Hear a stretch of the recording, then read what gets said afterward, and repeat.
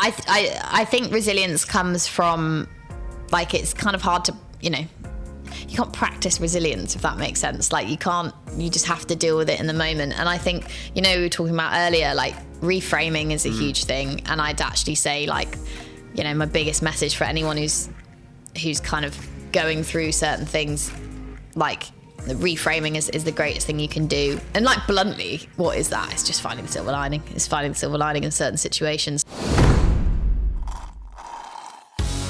Hi, and welcome to the There's Another Way podcast with me, Adam Halverson. And me, Pete Dolby. And you've come to the place where each episode we'll be shining a light on authentic people who have chosen an alternative path to their new normal to find another way. Hey there, hope the week started well. Today, join us for an inspiring conversation with Erin Kennedy MBE, the European, World and Paralympic champion who has dominated the world of rowing. Erin takes us through her remarkable journey from her early days in student life at Oxford to breaking into Team GB and rising to the pinnacle of her sport. Discover the mindset and resilience that drive one of the world's elite athletes, exemplified by her incredible response to a devastating health diagnosis, which didn't stop her from competing at the World Championships the very next day. This episode is filled with powerful insights, stories, and life lessons that reveal what it truly takes to be the best. Tune in for an unforgettable experience that proves there's always another way.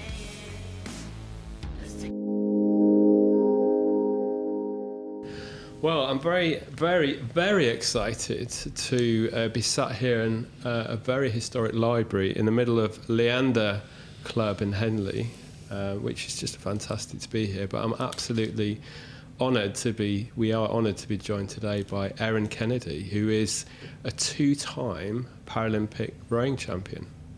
Did I get that right? Yeah, it feels weird actually, because I was like, oh yeah, it's two-time, and then I'm like, it's two-time actually. It's very recent. Absolutely phenomenal. And literally, you're probably still on cloud nine after what I must imagine was some of the best weeks of your life coming back from Paris. Yeah, I'm sort of in that bit. I sort of feel like I've just come back from Freshers Week. Really, yeah. Like, with the nerves and anxiety of going to a new place, and then you do it and it's good, and then you have the party and the socialising afterwards, and now I'm like, oh my gosh, I'm knackered, but still riding the high. It's literally we won.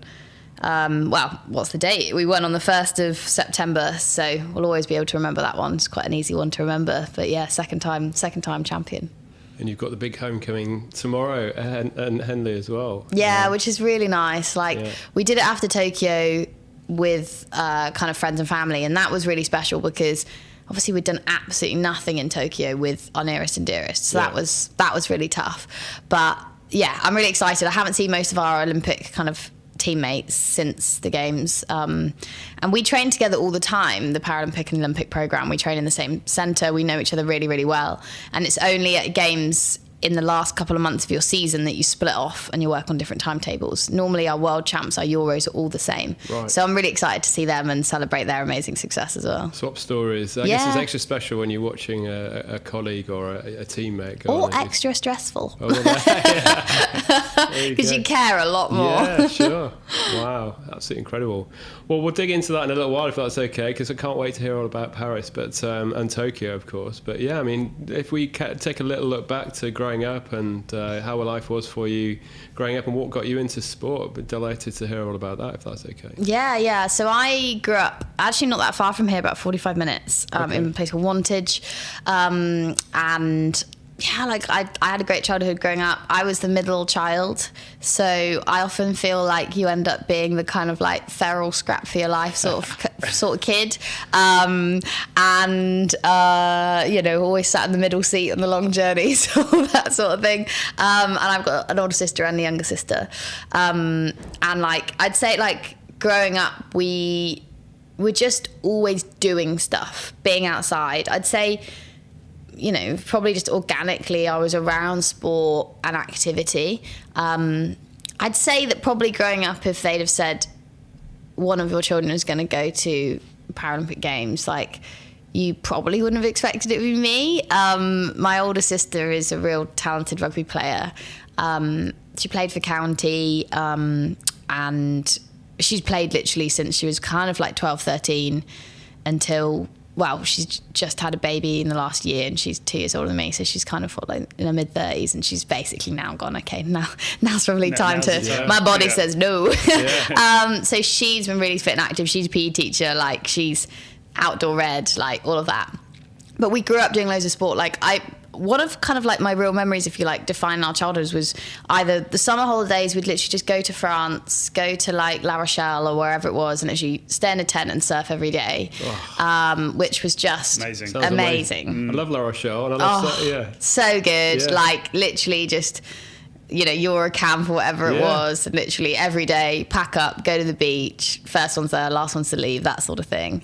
And then we also, my dad did loads of triathlons, so I feel like I've been to almost every area of the southwest of England on some sort of campsite on a weekend camping, where we'd go on the Friday, have a nice day on the Saturday, get up on the Sunday, pack down the tent and watch my dad do a triathlon. So is that where a lot of the sport influence came from, your dad? Yeah, I'd say so. And like my mum isn't like mega sporty, but she's really, really outdoorsy. Like, she would, loves being outside. And I think we just did that all the time. And I do think that just breeds the natural, you know, stuff in you of being outside. And also, like, I'd say for me as well, like, I've never been kind of a solo sports sort of person. It's always about doing it with other people and sort of what sports brings you from like the community and teamwork aspect of it. It's really interesting because we talk about this quite a lot on our podcast, the distractions that the kids have today that we didn't have maybe back in the day with all the screens and stuff. It's a real challenge to try and get them outside. And totally. I think, you know, hearing stories of people going, you know, living their childhoods outdoors is brilliant. Yeah, like, so my husband and I run a youth club now. Right. So we started it about 3 years ago through our church, but at that age they were like year 8, and we've basically grown up with them. So some year 7, some year 8. Now they're all like year 10s, and it's brilliant. But like, and to be honest, like, it's made me go, gosh, it's actually really important to do this because like, it stresses me out thinking about my future children and the access to like the technology and phones and stuff. And it's really prevalent, and I think it's just something that, you know, I'm sure 30-40 years ago, like, our parents were thinking about, it's going to be so much harder raising our kids in this world than it was before. Like, I think it's probably always really fluid, but I definitely think that's, from someone who's into sport, we've got to keep getting outside and keep pushing that, because it's so valuable. Yeah, I completely agree. Yeah, that's a really good message. Yeah. And what's the name of the youth club? It's very inventive. It's called Friday Night Youth, because we do it on a Friday. We tried to come up with all these names, but we just went with Friday Night Youth. But like, they just come over to our house, and we have dinner, and we just play games and mess around. The weather's nice. We live right by the park in Henley, so then we're normally going out and going for a walk and stuff. And they're great kids. They're really fun. Like, they're all taller than me now, which is terrifying. And like, they're really, really good. And I don't know, like, I went to a youth club similar like that when I was their age, and I just think it's about having mates that aren't just at your school as well. Like, I think it's absolutely. You get to that age and you're like, there's a bigger world out there than your school class. Like, you know, sure. so good on you guys for doing it. That's awesome. Yeah. But I'm not gonna lie, there are some Fridays where I'm like, whew. But by the time they leave, I'm always like, that was good fun actually. And then I open a glass of wine, and then and then all is well. It's brilliant though, because you know, having 2 teenagers at school, they're immersed in that world, and that, you know, they don't see much past that. And it's about trying to say, well, it's not your be all and end all, and actually, you know, networking with people outside of that. I think that's a great idea. Yeah. I'm sure we'll touch on it later, but like, I was quite poorly after Tokyo, and I had breast cancer, and like, I was like, and I'm well now, and like, one of the things I managed to keep doing, I was like, we really want to keep running the youth club, because like, this is real life, you know, like you can't wrap people in cotton wool. You can't pretend these things aren't happening. Like, and actually it was really great. We had probably ended up having some of the most grown-up conversations I've ever had with them, and answering questions that you're like, actually, we're not your parents. We can have these chats so you could probably ask the questions you might not want to ask your mum and dad and stuff. And yeah, I think like it's those sorts of things. It's important. It's really admirable. It is, yeah. And I guess it's sort of, it's a mindset thing, isn't it, as well, where, you know, you have a challenge like that and you can flip it into a positive. And totally. I mean, I'm a big believer that sport breeds a lot of that kind of positive mindset out of a kind of adversity, basically. Yeah, and I think being unwell, I mean, I had a lot of these kind of mindsets and tricks and things that I would kind of say to myself or say to my teammates, and it kind of, one, forced me to put my money where my mouth is on some of them, but also made me realise just how much I learnt on all the things I'd learned in sport to kind of push through a challenging time. And actually, if I'm being completely honest, like, I didn't have an awful time. Like, it wasn't great, I'm not gonna lie. Like, I had 15 rounds of chemo, double mastectomy, like, had to pull back from sport for, 6 months, and like, yeah, it wasn't fun, but equally, like, I didn't have a miserable time every day. Like, I actually made the most of it, and I was like, well, I've got a lot more free time, what can I do with it? Like, and I think that, sport taught me all those things. I think sport is just, it's so valuable, and it's not just about the physical side of things, which I'm not gonna lie, definitely really, really helped me manage with some of the side effects of chemo and all those sorts of things. But actually just the life skills was huge. We've got, one of my best friends, Tina, she's going through this at the moment. She's, unfortunately, she's stage 4. But I mean, the way she's tackled it with such positivity and it's just incredible. I don't know how she's done it. To be honest. So it's really refreshing to hear that you've similar attitude. Yeah, and I think you'll probably find with this situation is she's gone about it with that kind of attitude. You will bounce that back to her. If she had been like, gone in on herself and been like, oh my goodness, wrap yourself on cotton wool and all that sort of thing, then your reaction and other people's is to, okay, that's what they need, so then I'll respond in that way. You'll wrap them back in cotton wool and look after them and all that sort of thing. And so I was really clear when I got ill, like, I'm like, right, I don't want that. I don't want empathy and sympathy. I need help, but I don't want sad eyes and head tilts. So I was like, so if I behave in a way, that will be a mirror to what other people do back to me. It's really really refreshing, and actually she came on for a chat on the podcast, didn't she? I was a little bit worried about how it's going, because I thought I'd be bawling halfway through. We came out of the conversations, we were just both buoyed, because she was just such a force of nature. She's incredible. That's amazing. So it's really interesting. I think it's a great message for people out there that might be going through something similar. So good on you for that. Yeah, no, definitely. Yeah, so a big sporting family. I mean, so clearly being outdoors, being in I mean, you talk about being on French holidays, and we both did that. It was just brilliant. Fantastic. Absolutely amazing. Absolutely. And La Rochelle was always in the school books. Going in the French school books. Monsieur Madame Dupont de La Rochelle. It just stuck with me, and I love it. La France is great. So also happy memories of holidays and. I loved it, and like, I mean, like, we used to go to October half term. My family, they're on the 20-something year of going to St Ives every October half term and going surfing. And then obviously the curse of being a professional sports person is you can't just take half terms.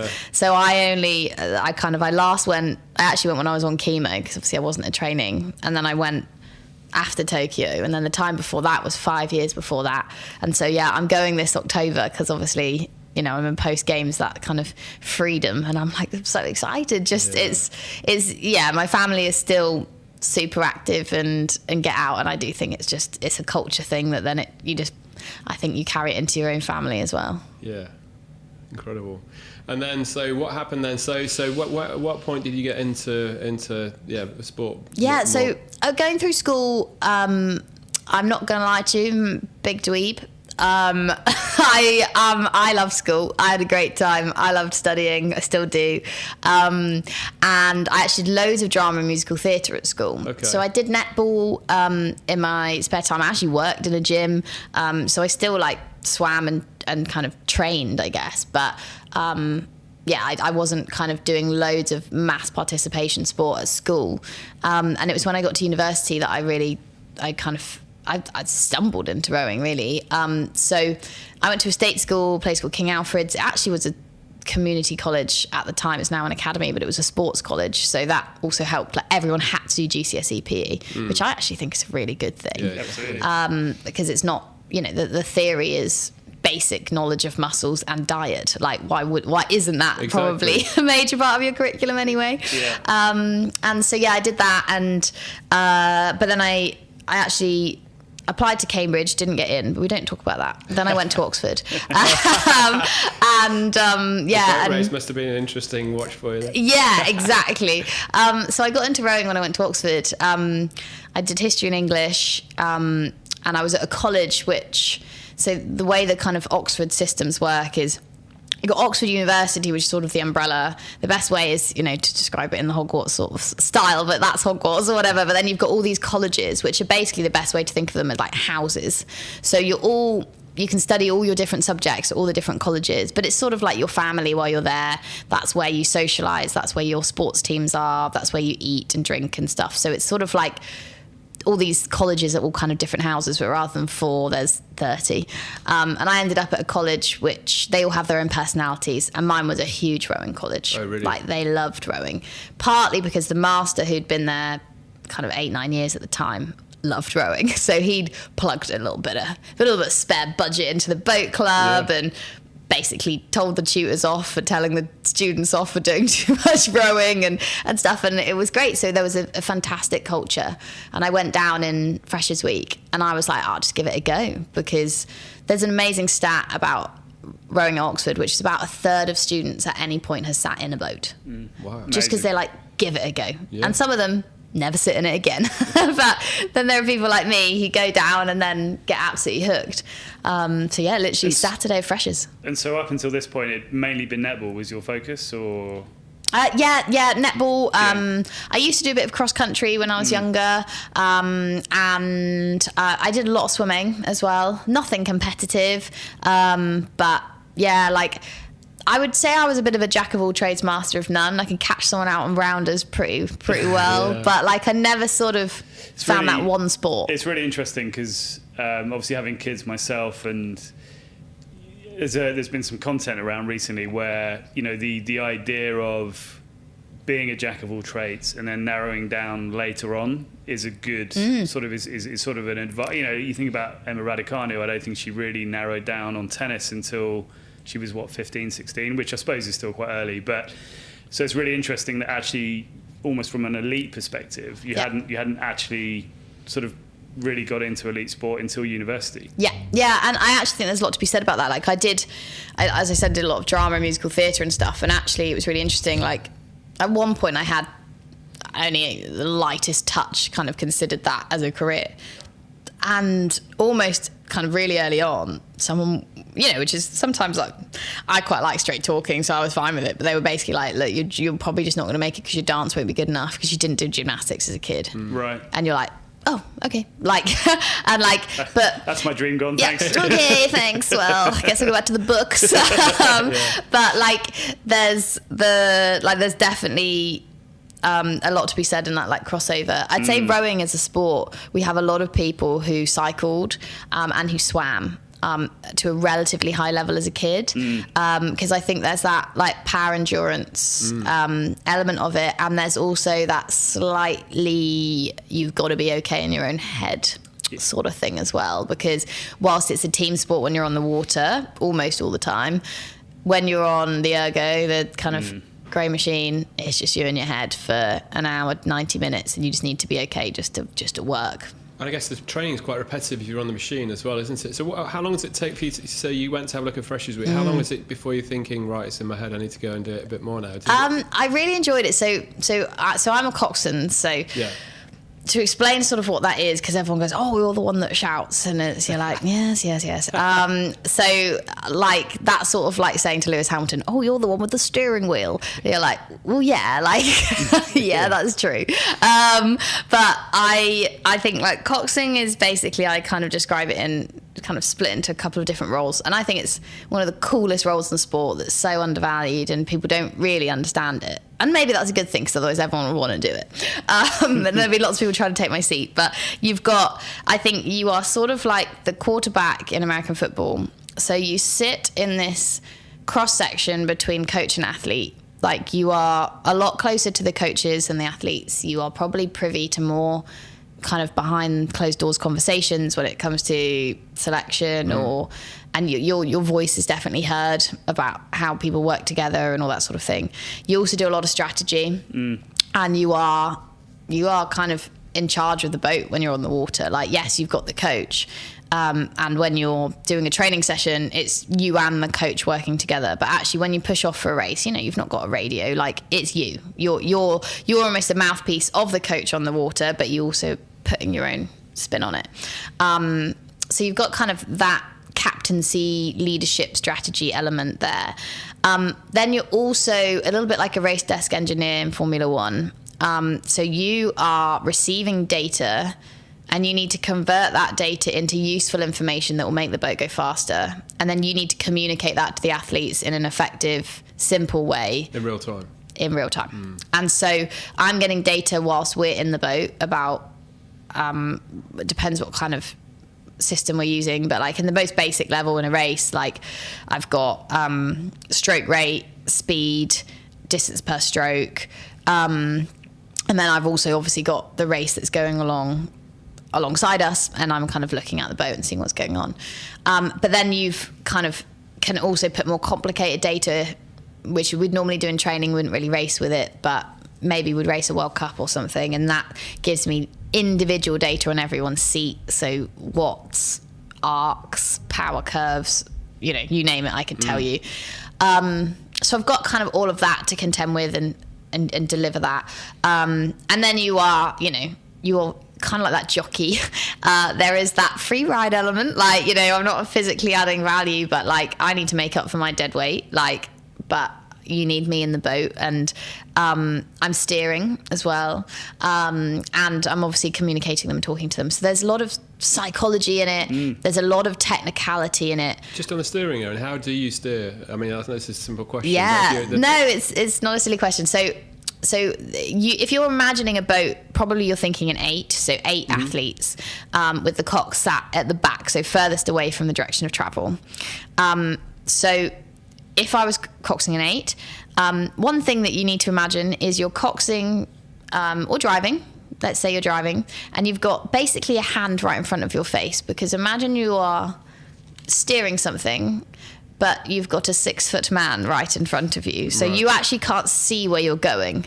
You're just steering on your peripherals. Right. So that's fun. And what you're doing when you're physically steering is you're almost on top of the rudder when you're in an 8. And you've got your hands down either side of you, and there's a cable that basically attaches to the rudder and basically creates a loop, like a very tight loop round out in front of you, kind of creating like a box to box you in. And then you move your hands forward and back, only about 2 or 3 inches, which then moves the rudder left and right. Right. In a 4, which is what I have done most of my international racing in, a 4 is not very complicated in rowing. It means there's 4 rowers. And I actually sit in a far more aero place. So I actually lie down at the front of the boat. So I'm in the bows. I'm basically lying down. Almost imagine I'm lying on my back, and I've got a shoulder strap supporting the back of my shoulders, and then a bar where I rest my head. It sounds uncomfortable, and it is. And I basically then steer. I've got this bar in front of me, like basically a stick, which I push to the left and the right to control it. A little bit like a tiller, but the other way around. And the challenge I have in a 4 is obviously I can't see the rowers. So all of my coaching and my coxing is done on what I can feel. So you have to have loads of boat feel and a real technical understanding of the boat to actually kind of make a positive change. So 2 quite different disciplines from the 4 to the 8 then. Yeah, and like you absolutely can jump between them, but like you find people who've coxed 8s for a long time hate the 4 because it's basically like taking your eyes away. And obviously I'm losing the stimulus. And one of the things I really miss in the 4 is you're basically back to back with your bow person, the person who's furthest away from you normally in the 8, and you miss that. You don't have that face-to-face relationship which you normally have with your stroke person, and your stroke person in an 8 or in a 4 or any crew really is the rhythm setter. Everyone often thinks that the cox sets the rhythm, but that's not the case. Like it's the stroke man or woman. They're the one who are setting the rhythm for everyone to follow. The cox is sort of nudging them towards the sort of rhythm that they want, but fundamentally it's the stroke taking is the alpha in that situation. Right. And what's nice in an 8 is you can have conversations with your stroke person, you know, and you could cover over your microphone and be like, okay, let's try and do this, or you know, you can have those sort of sideline chats where you can't do that in a 4. You've got to build that relationship off the water, have those communications almost in advance. So you kind of, I think you need to, you got to work on your comms a bit more. You don't have any body language to work off or anything like that. Wow, it's so technical. I didn't really have an appreciation of how technical it was in terms of that role. Yeah, and I think definitely, like, if we take it all the way back to like club level when I first started coxing, it definitely wasn't that technical. Like, I had a lot less data. And you're figuring out steering, because steering's really hard until you get it, I'd say. Like, someone said to me, oh, okay, like, if you want to go right, which way do you go? And I'm like, I don't know. Like, I don't know, if you've driven for a long time, it's like you don't think about doing the gears, you just do the gears. I don't think about steering anymore, unless I'm on a river where it's really stressful and there's loads of crews around or something. But generally, I don't think about steering. It's a lot more technical, and like, as you get more elite, the athletes you're working with are more elite. So it's just like, I think, you know, my role when you get to that top level is like a really, really good personal trainer. Like, there's accountability, there's technical support, there's feedback, and there's accountability. So it's sort of that sort of thing. And, you know, a really, really good one, and you're paying a lot of money, you might do a bit of psych stuff too. Wow, amazing. And so, like, in terms of your journey, how did you go from, you know, sort of history and English and kind of jumping in a boat for the first time? How do you sort of make that journey to, you know, sort of, how does that progress? I'd say a couple of reasons. I would say it kind of, definitely one is luck. Like, I do think that there's so much luck in sport and career. Like, yes, you make your own, but also, like, you gotta be in the right place, right time. I'd also say good coaching, and having kind of people around you that make you aware of opportunities or make you aware of kind of where you are with others. So my first ever coach was a guy called Barry John, who was an absolute nutty South African man. But he was just full of love for the sport, which was really, really infectious. And I remember him pulling me aside after, like, maybe the first regatta that I'd done, and he was like, you're good, like, you're good at this. And one of the weird thing about coxing is you do it in isolation. You never hear other coxers. Like, you're never put up against each other directly, and it's all quite subjective as well. So kind of having someone back you quite early is nice. And then I kind of continued on this kind of collegiate level for the first 2 years. And then someone who was in my crew who'd had a lot of experience, I ended up being on the GB team with her later, but she'd done like juniors and stuff. She was like, you should consider trialing for the boat race. So you have everyone rows for their college, but then Oxford and Cambridge obviously have the boat race, and you have the university club. So the kind of, if you are experienced or you're kind of that level, then that's when you get to kind of go and trial for the university. So I trialed for the university in my third year. And I worked under the most amazing coaches, really. So Christine Wilson, who was Canadian and was over coaching the boat race, and Natasha Townsend. So Natasha is an Olympian, Beijing and London in the women's 8, and was coaching as well. And they just sort of, they taught me so much more than just how to be a good cox. You know, it was all about how to be a good kind of teammate, how to work with others, how to basically be professional, whether it's on or off the water. And they really, I think, understood the gravitas of what was happening in women's sport and the women's boat race in particular, because it was as it was moving into the tideway, so it was going onto the TV. And she was like, you know, this means a lot more than your boat race. You know, this is about it being equality and parity, but it's also not done. Like, so it was quite an interesting dynamic when the boat race was going onto the TV, and a lot of people clapping themselves on the backs being like, we've done it, we achieved equality. We're like, it's a really good step, guys. Like, we've still got way to go and stuff. And they were fantastic. So I did that, and I graduated. We won the boat race in my year, which is amazing. Wow. Did you appreciate the time when you worked with those coaches that you thought, hang on, these are some superb coaches? Were you trying to soak it up as much as possible, or was it on reflection you kind of realised? A bit of both. Like, I appreciate what I had, but like, I'm not gonna lie, I was so stressed. Like, I was doing my finals. I definitely would say that, like, I got to Oxford. Like, I went to a school which was great, but like, we didn't send a lot of people to Oxford and Cambridge. And I got to Oxford, and I was like, oh, I am not clever. Okay, this is hard. This is very hard. And like, I remember genuinely, like, third week doing English, and they were like, okay, so it's Dickens week. And I was like, pardon? What do you mean? And they're like, it's Dickens week. So pick 2-3 Dickens, obviously read that, like, write the stuff, and like, essay by next Friday. And that was like 6 days time. And I was like, pardon? Like, Wow. I, like, in A-level, I did Tess of the D'Urbervilles for a whole year for my A-level. And now I have to read 3 Victorian novels. Like, I remember, like, one time trying to see if I could, like, cheat the system and audiobook, like, Middlemarch. And, like, to audiobook Middlemarch without stopping was 3.5 days. Like, whoa. I was like, okay, like, Spark Notes it is. Like, it was... Oxford was hard. It was very hard. On so, the like, side, you could listen to an audiobook when you were on the rowing machine. Yeah, exactly. I know. It was, honestly, it was mental. So, wow.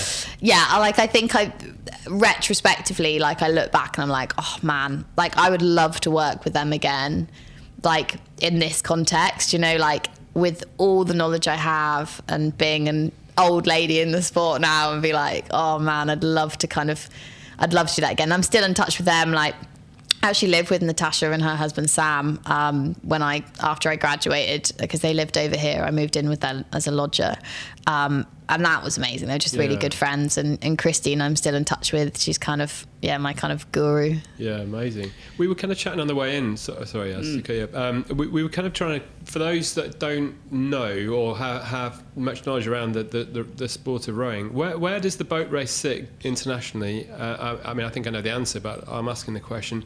Henley Regatta, Leander Club. I mean, we're talking right up there, best of the best, are we? Yeah, definitely. I think so. Henley Royal is something that's Henley Royal Regatta. For anyone who doesn't know, it's done on the Henley Stretch. It's been here, I should know how many years, but many. I'm going to say. Well, you can feel the history walking in this building. It's steeped in history. I mean, it's just incredible. Leander's been here 200 years. I know that because it was a bicentenary recently. And so it's synonymous across the world in rowing. Like, anywhere across the world, anyone who's doing rowing, even semi-seriously, would love to come and race at Henley Royal. Henley Royal Regatta happens in early July, and it's now a 6-day regatta. It's one-on-one knockout. You race, it's very unusual. You race basically on the river against the stream, 2,112 meters. Wow. And you race in what they call booms, which are basically really traditional, and they are essentially a wooden channel. Like, they literally put the stakes in the riverbed every year. They come in, they come out, and you race side by side, knockout. It's very brutal. You know, some people have... I remember Sydney Rowing Club got knocked out on the Tuesday. Like, they'd literally come all the way over to lose their first race. Pretty savage, but it's a spectacle. Like, it's sort of like Ascot on the riverbank, but it's massively international, isn't it? Oh, a good friend of mine huge. who's been on the podcast, he's a professor. He from the States. He came over and rowed when he was at uni. Yeah, and people still talk about it, like, when they did it as a junior, and like, there's events from junior all the way up to kind of international, and it's an amazing place to be. I love Henley. I love living in Henley, and I love being here for regatta. It's amazing. It's great. And then you've got kind of then Leander Club, which is kind of at the head of the top of the river, and Leander Club is the most successful sports club in any sport, in terms of Olympic and Paralympic medals. So it has the most medals by its own members than any of the other sport across the whole world. So athletics, swimming, you name it, we have the most medals won by people in this sport. So I think it's about 100. I want to say 150. I actually don't know what the new tally is post this games because we've find out tomorrow. Yeah, exactly. We've had a very good game, so yeah, it's very high. And then the boat race sits in this sort of weird place because the boat race is again world renowned. It's synonymous with British culture and British rowing. Until I'd say maybe 5-6 years ago, it was quite. It operated relatively independently. So the boat race crews race very early in the normal racing calendar because they normally race around Easter, and generally they didn't race the kind of domestic calendar after that. So almost there was sometimes a bit of chat of like you never knew how good the crews were because they never raced, you know, then your top British clubs or whatever. It doesn't really matter, but everyone was like, you know, you never know like the standards or whatever. But I think over the last like sort of 8 to 10 years, they've kind of started doing your Headley Royals, and it's not always exactly the same crew. Obviously it's a large club, but it's been really nice to see that, and they've definitely held their own, and everyone's like, oh okay, yeah, like they're pretty good.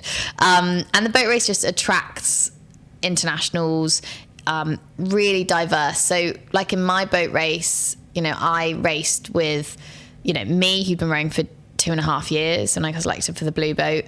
But then I was racing with an ex-Harvard stroke woman, a girl from Stanford.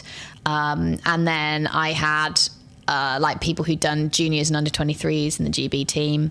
The year after me, Karen Davies came over from the States, and she's a double Olympic champion and 1-time silver medalist. Like, you know, the standards are amazing. And so definitely to be an athlete doing the boat race, you're just kind of chilling with these absolute big dogs, and it's very cool. Like, it's a really cool mix of melee. And yeah, I'd like, if anyone's listening and they want to pay for my MBA, I'd definitely do another boat race. So just don't have 150 grand lying around. Wow. Yeah, absolutely superb. When did you first get an inkling that Team GB might be on the horizon, or Leander? Have I missed a bit out there? Yeah. When so I basically came to Leander after graduating. Okay. Are you invited to come? And just quickly, so the history in English, did you have an idea of a career path outside of rowing? Okay. No. So it wasn't like you had some big dream that, you know, it was...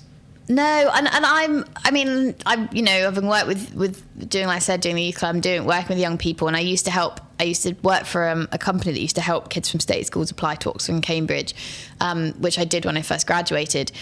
I'm a really big advocate of, like, university. If you have a passion for academia, you should go, and you don't have to stress about vocation, because I genuinely think, I'm going to put it out there that up to half of adults don't know what they want to do when they grow up, regardless of how old they are. Like, I still don't. Yeah, exactly. Like, and so Hence why we're doing this. But I feel like we just put so much pressure on young people to be like, so what do you want to do?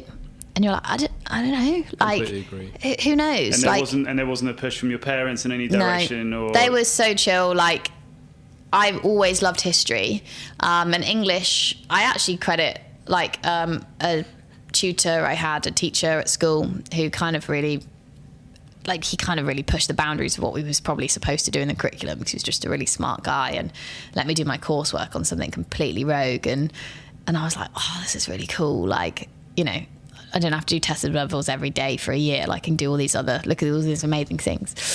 And I just went because I loved the subject. I love history still. Like, I'm sort of in, I say slow time, but I mean very slow time, sort of writing a history book in like my free time. Like, wow.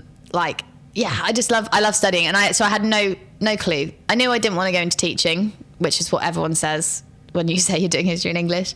And I was just going to see what happens, really.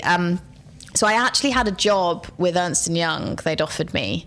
I'd done an internship with them because, you know, that's what you do. You want to fill your summer in second year and get some money. And I didn't mind it, but it was like, you know, consulting or something. And yeah, I don't know, that's fine. And I was planning on doing a master's and basically doing another boat race.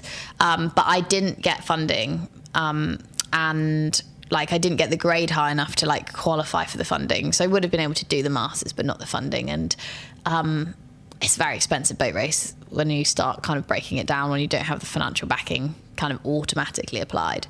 And I was like, right, okay, you know, let's be sensible, Erin. You know, the masters will happen if you want it to happen later. So I started working for this company, and I was actually working from home. So I moved back in with mum and dad just for the first bit, just to figure out basically what's next. And I really missed rowing. Like I really missed the social and stuff. And a friend, Morgan Bayman Williams, who's another Cox, who I work with a lot now, but she was basically like, you should come to Leander Club, you'd love it. Leander was about 40 minutes from my mum and dad, so commutable, a bit far, but fine. And literally, how lucky, that's what I mean. This was my closest club that was kind of competitive. And so like, it's just, you know, the best club in the world. Okay, yeah. And like, that sounds good. I like basically turned up and yeah, then I basically joined Leander. So I came quite late. I came kind of in the Christmas time, where normally like the season would start in September. But yeah, I literally joined the club, and they were just getting their women's program up and going. So I joined the women's side of the program, and then yeah, it was basically so that would have been the winter of 2014. So I did kind of 18 months with these guys, when then I started, if I'm honest, the first kind of sniff from GB went straight over my head almost, because like I got asked. Now I think it's probably a good thing I didn't realise the significance, but a guy called Pete Shepherd, who kind of runs the development pathway in under 23s, asked me to Cox basically a mixed crew of basically in a games year, you kind of end up, once the team's selected, you end up with people who are definitely going to be in the GB team after the games, but didn't quite make it this time for whatever reason, maybe a bit young, or they had an injury at a wrong time.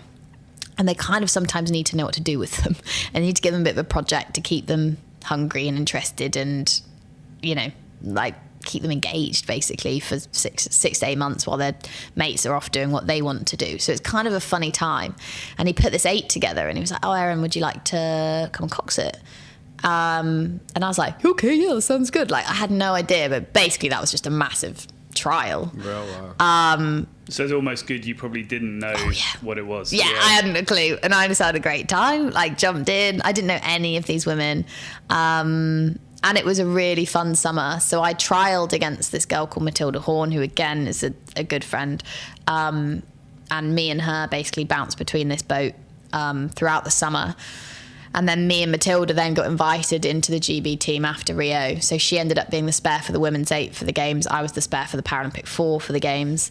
And we ended up then getting invited in to train full-time with the GB squad from that September, so 2016. So her and I were both at that time competing for the women's 8. And then, yeah, that's sort of where it all happened. Like, I look back and I'm like, oh my gosh, it was forever ago, it was 8 years ago. But yeah, it feels like, you know, almost like a different person. Yeah. And like, yeah, we basically then trialled against each other for the best part of a year. And in the end, she got selected for the Olympic 8. And I basically got sent home, home back to Leander. And I kind of had to do a lot of kind of thinking, like, okay, what do I want to do? And it's so hard. I was obviously absolutely devastated when I didn't get the boat, but hindsight's a wonderful thing. But to be honest, I don't even think I needed that much hindsight, in that I said earlier, like, coxing is so subjective. We were both really competent coxers in terms of how we steered, how we managed the boat, how we did all of this, and our styles were quite different. She was really technical. I say she still is, like, incredibly technical, quite gentle in a really authoritative way. Like, she can hold a room. Like, she's really great. I'm a lot more extroverted and probably like a bit more passionate, but I think looking at the dynamics of the athletes that we had in, not just in that year, but over the following, obviously it ended up being a 5-year cycle in Tokyo, she was probably the better person in that leadership role to manage those more extroverted personalities. Like, you know, sometimes you don't want to necessarily put an extrovert leading a bunch of extroverts because, you know, sometimes it just goes a bit mad. And, you know, I it was really tough not getting selected, but I was also like she is brilliant. Like, and there wasn't that much separating us. And so I guess the people making the calls, there's so many different dynamics that they've got to factor in. So in a sense, it's not even necessarily your ability. It's actually what's the right fit. Yeah. And because one of my questions earlier was going to be what makes a good person in that role. And it sounds actually that there's tons of different dynamics. It's personality type in the boat, you know, because also what I'm sensing is it's got to be a huge amount of speed of thought. Like if you're taking on this amount of data to then... But I guess there's lots of different dynamics that almost potentially are out of your control. It's not even your ability necessarily. Yeah, and I think, like, you know, anyone who's going through this sort of selection, like, you almost have to take... If you're at GB level, like, there are, you know, quantitative markers that are just, you know, bread and butter. Like your steering, your boat management, your ability to, it's called rigging, which is set the boat up. All these sorts of things almost just have to be like a given. Like that shouldn't even be a question mark. Can you steer straight? Time management, all those sorts of things. And then it comes down to all these qualitative things, all these like harder to put a pin in. But it does come down to like, how do you work with others? How do you manage the group? Like, again, are you the right fit?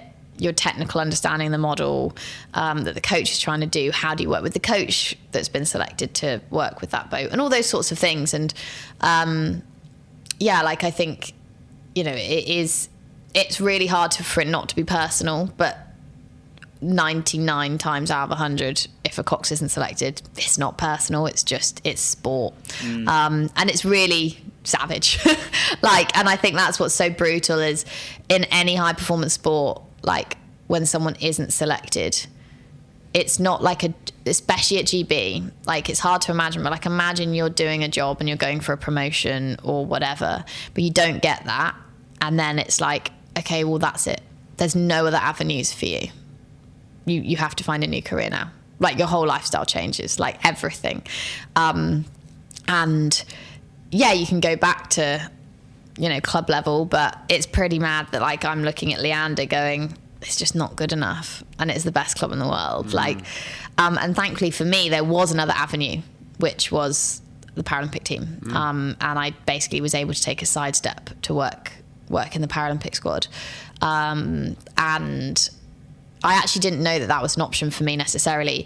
And one of the reasons was because they'd just won the World Championships. In the year that I didn't get the World Champ seat, they won the World Championships by like a record-breaking distance ahead of the rest of the field. And so I was like, are you sure you want to change that? Like, if it ain't broke, right? Like, but, you know, they were really in a rebuild sort of year. The Cox was quite new and the coaches were like, no, we'd really like you to trial for this seat. And the rest is history, really. So I basically trialed for them in 2017-18, and I got the seat that year, and I've basically been there ever since. Wow, it's amazing. You, from the stories that you've told us so far, you really strike me as someone that's got a really resilient streak, you know, with the illness that you had and not getting the seat in the team that you went for after, you know, trialing for a year. I think it's an amazing quality to have, because sometimes out of adversity comes, you know, positivity, or it comes, you know, then you look back on those moments in your life sometimes and think, well, actually, if that hadn't happened, I wouldn't be sitting here doing this now. And it's a really good message. So well done. I think like, I think resilience comes from, like, it's kind of hard to, you know, you can't practice resilience, if that makes sense. Like you just have to deal with it in the moment. And I think, you know, we were talking about earlier, like, reframing is a huge thing, and I'd actually say, like, you know, my biggest message for anyone who's kind of going through certain things, like, the reframing is the greatest thing you can do. And like, bluntly, what is that? It's just finding the silver lining. It's finding the silver lining in certain situations. Like when I was diagnosed with breast cancer basically 5-6 months after Tokyo, after like one gold in Tokyo, I found a lump in the shower. And I got diagnosed with breast cancer. I was 29. And I was like, right, well, how am I going to react to this? Like, I can't control what's happening, but what you can do is control how you react to it. And what I did was then got on a flight the next day and went to the World Cup and competed in the World Cup. Because I was like, well, this might be the last of a race. Like, this might be the end of my career. So am I going to end it by just tapping out of that race, or I'm going to go and race it? Like, what was the feedback from your family around that time? Were they aware of that decision that you'd made and just supported you? And I mean, they were like, classic, of course she is. And it was kind of great for me I kind of was like, well, this is how I want to deal with this diagnosis. This is how I want to operate. And I actually just think, like, doing it is far better than just telling someone that's how you're going to do it. You're like, watch this. did it affect because I imagine Elite Sport Team GB, there's just so many things that have to align for you to be able to get to that level.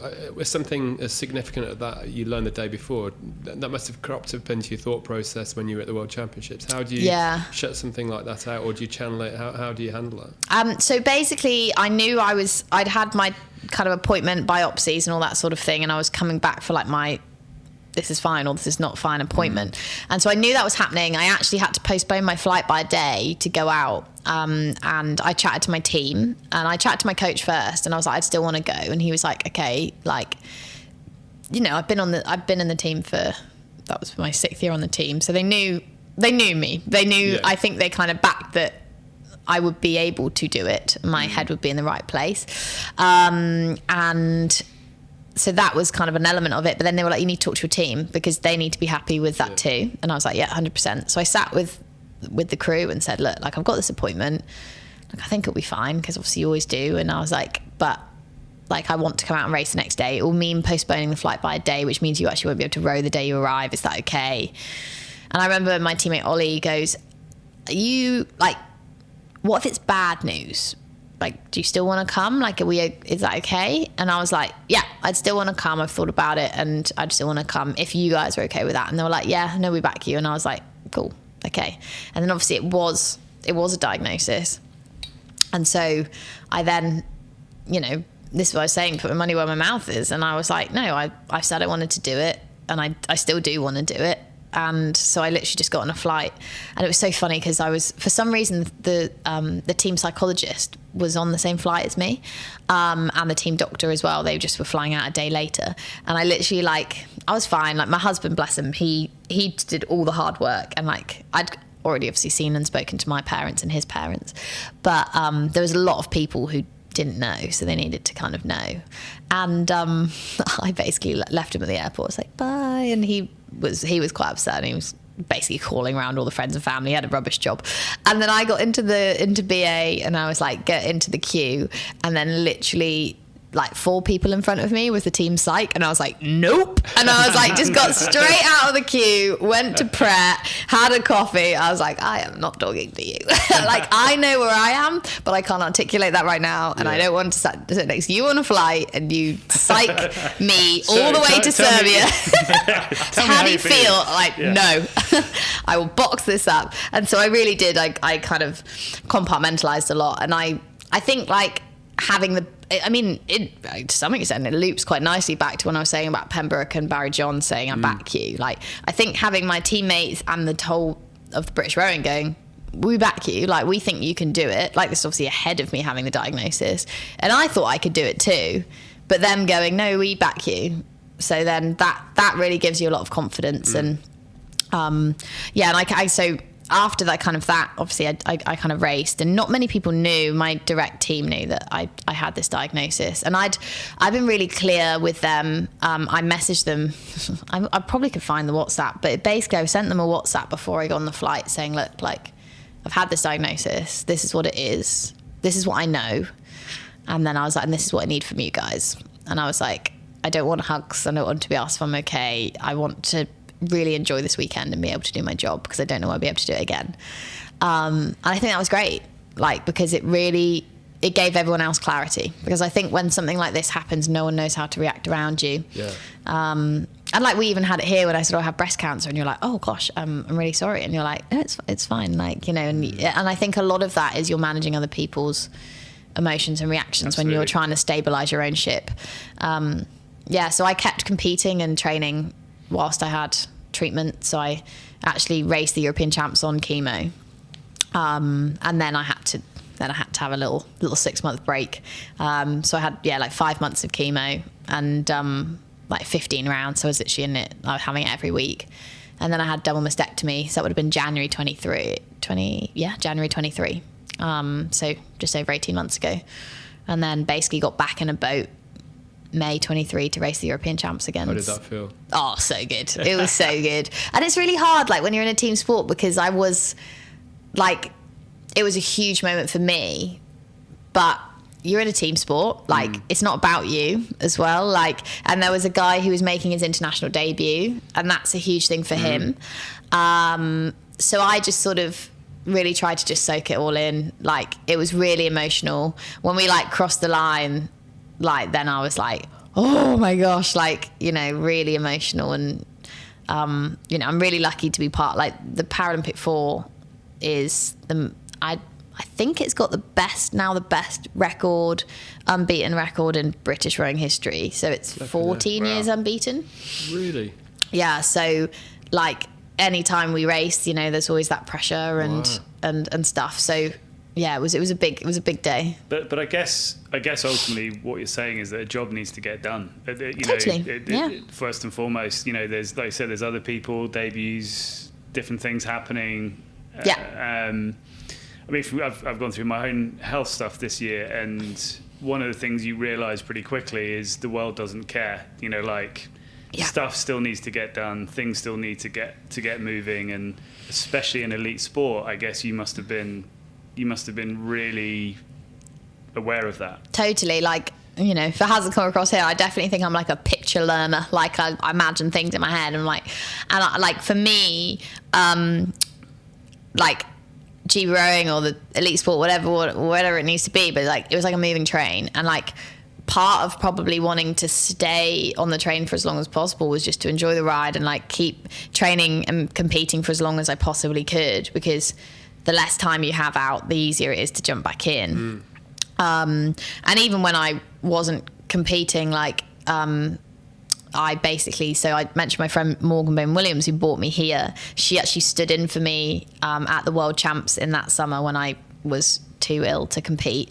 And so that was like amazing, like to have her sort of jump in, and she did an amazing job, and they won the World Champs kind of in my absence. And it was... Was there a slight, am I risking my place here? Or? Well, these things never work quite as well. But basically, she was coxing the women's 8 at the time. And they decided that summer, quite late on, to not send a women's 8. So all of a sudden, almost within a couple of weeks of each other, it was quite clear that I wasn't going to be well enough. Well, I thought I could do it, but I definitely couldn't. Like, hindsight, me at the time was like, I'll be fine. I'm like, like, no, I needed rest. So she basically ended up without a seat, and the seat became available almost within a few weeks. And these things never happen. And so it was great for her, because she obviously ended up having put in all this graft all year to then not do the World Champs, which is the like pinnacle of the year. And there was a seat going. So it was kind of perfect, really. I mean, yeah, it was horrible to watch, but like also great. I could sit and chat to you all day, but I know you've only got 5 minutes left, so I'm just conscious we need to kind of... Paris, how was that? Yeah, I'm sorry, we've jumped all over the place. Yeah, Paris was amazing. It was really, really good. We've had a really interesting 3-year cycle. Obviously, very interesting for me, because obviously I've been kind of coming back and coming back into the team. But then we've had a lot of young new kids as well, and I say kids because they're like 21 and 22. And so we had a lot of really fierce selection coming into Paris, and so when we finally kind of got our team together, it was just so nice. And they're just a really great bunch of people. And so I think like my prevailing thing is like when we actually got to Paris, we had a bit of niggles and injuries and stuff in the build-up. So the build-up was pretty stressful, to be honest with you. But by the time we got to Paris, it literally just felt like weight had been taken off your shoulders just to be there before we'd even actually started racing. And it was like we had great weather. It was just a really nice course. It was really chill. And it just felt so good to be there for so many reasons. Like the rowing had been quite stressful. my journey to get there had been pretty dramatic. And we were like, oh my gosh, we're here. And so we really tried to soak that in before we even started racing, before we kind of turned our heads to racing. And so that was really great. And then, Paris was a bit of a dream come true, to be honest, because we set the world record in the heat, which was amazing. And we've been, if I'm honest, I think we've had the potential to do that for a little while. I mean, we've been chipping away at our own world record over the last couple of years, but like half a second, because we never had the conditions that were like perfect. And I wouldn't even say we had perfect conditions, but we had pretty decent ones. So we knocked a good 3 seconds off, so that felt really good, and it set a real marker in the sand for the final. And then the final came around, and we basically we ended up, I would say, probably as a watch, you might probably a bit more stressed about whether we're going to do it. Like I think we're all pretty much level at 500. It's a 2K race. By the K, I don't know, maybe we've got a second and a half, but then we just kind of keep moving. And from being internal within the boat, I felt really relaxed. I felt like we were in control. And for me, the perfect race is when you get to dictate the speed of the race. So you're never chasing anyone, or you'll feel like you're being reactive. You're controlling the narrative of kind of the race. And so even if you sort of, it's level, or you're so locked in on your plan that it's just you're in control. Totally. The only time I've ever watched that actually was the 2003 Rugby World Cup, where it was just, regardless of what happened, you were just like, this, we know what's going to happen here. I wasn't nervous watching that. It sounds like you kind of felt like that. It's just you kind of not predetermined, but it was like, we've got our plans so locked. And I think rowing is really simple. You're trying to go from A to B as fast as you can. Like, you can respond and react to what others are doing, but I would say more times than not that can knock you off your best race, if you're trying to be too reactive. The reason there's that kind of 1 time out of 10 is when sometimes someone does something so rogue. We were watching actually the Tour de France documentary last night, and there was I don't really follow cycling that much, so it was kind of all a bit new to me, but there was one point where like no one ends up, there was a breakaway and people didn't chase it. It's like, the peloton will catch it up, and the peloton doesn't, and someone won from the breakaway, and they were like, what? That never happens. Like, it was one of those times, that's the 1 time out of 10, isn't it, where the rule books are rewritten a little bit. So you do sometimes have to, if someone goes absolutely nuts, sometimes you do have to you got to go with them a little bit. But generally, do your plan, stick to what you know, and for the GB Para 4, like, that generally seems to work. You don't need to win after 500 metres, you need to win 2K. I was going to say, are you full tilt for 2K, or are you managing you are? Pretty much, like the way that we tend to try and race our best is, so, a race is just over 6.5 minutes. Got a world best time, we did a 6:43. Is essentially make that middle 5 minutes unsustainable for anyone else. So the kind of 45 seconds on either side need to be, the first bit is about getting up to speed, and the last bit is just throwing the kitchen sink at it and seeing what happens. But like, if you can make that middle bit fierce, that's the kind of aim. Like, and that's that repetitive grinding, winter training, on the ergo, fitness, strength, all of that, to basically put yourself in the bin and see if anyone can match you. It's absolutely awesome. I mean, just getting a small insight into Olympic elite sporting mentality today has been absolutely phenomenal. Like I say, I genuinely could sit here for another 2 hours and chat to you, but it's been amazing insight. Thank you very much. No, it's lovely. We kind of always wrap up with the same question. So you've been on quite a journey through your, like you say, going to university, studying Dickens, falling into rowing and getting hooked and all of this stuff, and obviously going to the Olympics, incredible, and obviously overcoming breast cancer, which is phenomenal. If you could go back to a young Erin on the beach in La Rochelle at the campsite and give yourself one piece of advice based on your entire journey, what do you think that might be? I think it would be probably just like, don't sweat the small stuff. I think my biggest learning from like elite sport, and then being ill especially, like the last couple of years have really kind of changed my mindset on stuff, and like details are great, but like it will pass, you know, like the things that you're living in and the things that sometimes you can be like so stressed about or overthink about, like you can just waste hours. You can waste hours in it. And I think, you know, I was always a pretty chill person. I'm not a very turbulent in terms of my moods and emotions and all those sorts of things.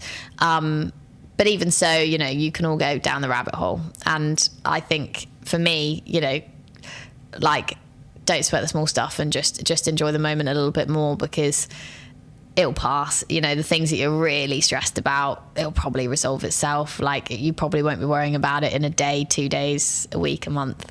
You know, there's big things you've got to do, like, you know, like they always say, life, death and taxes. Like, there's always stuff going on, but like, yeah, don't overthink, don't sweat the small stuff, and just keep enjoying what you're doing.